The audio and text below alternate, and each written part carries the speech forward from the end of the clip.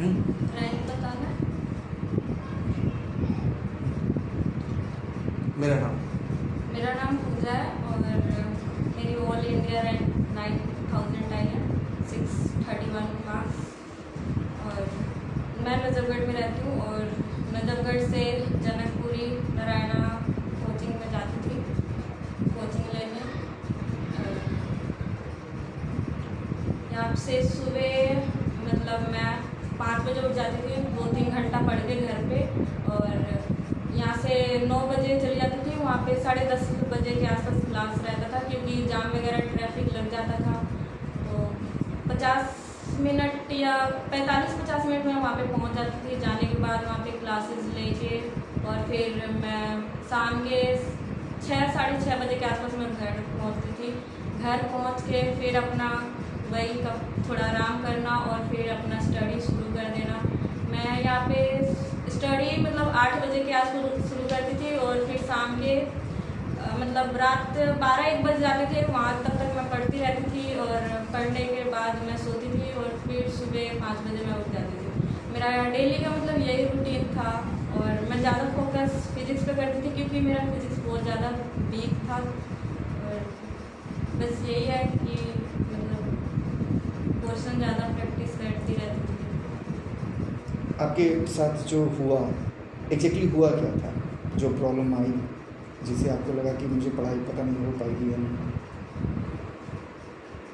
जब मैं 10th class में थी तो मेरी छोटी बहन को ब्लड कैंसर था, और जब 3 साल इलाज करवाते करवाते मेरी 11th-12th क्लास पूरी हो गई। फिर मैंने सोचा कि एक नीट की तैयारी करनी चाहिए। अब जब नीट की तैयारी मैंने शुरू कर दी अपनी, तो फिर मतलब जब मेरा आया तब मेरी बहन का बहुत ज़्यादा पेंडेमिक सिचुएशन हो गया। डॉक्टर ने मना कर दिया था कि वो अब नहीं बचेगी। तो फिर उसी हालात में पापा ने उसको छोड़ के हॉस्पिटल में और मेरे को पेपर दिलाने गए थे। मेरा पेपर बिल्कुल भी अच्छा नहीं हुआ था।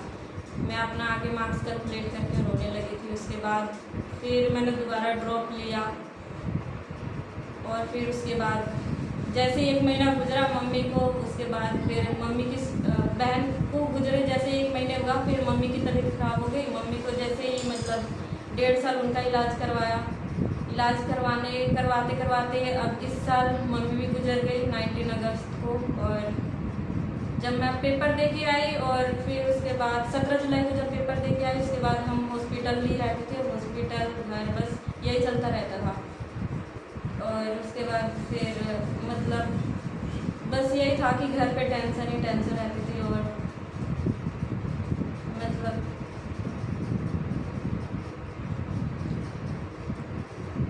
जाने आने में कितना स्ट्रगल था?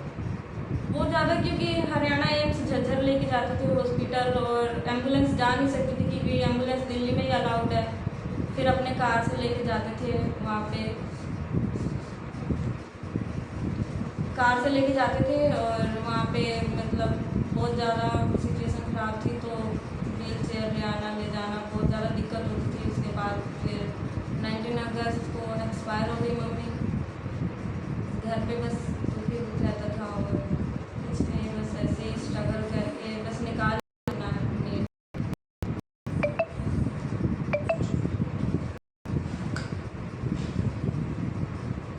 यहाँ से नारायणा जाने में कैसे जाती थी आप?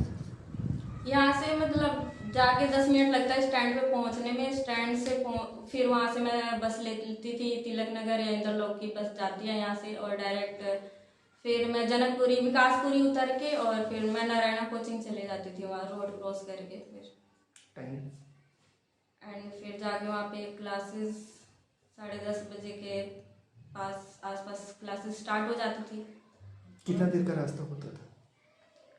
45-50 मिनट्स लग जाते थे। अगर जाम लग जाए तो 1 घंटा से ज़्यादा ही लग जाता था, क्योंकि द्वारका मोड़ पे बहुत ज़्यादा जाम लग जाती थी और उत्तम नगर पे भी तो लग जाता था, कभी कभार 1 घंटा से ज़्यादा ही लग जाता था।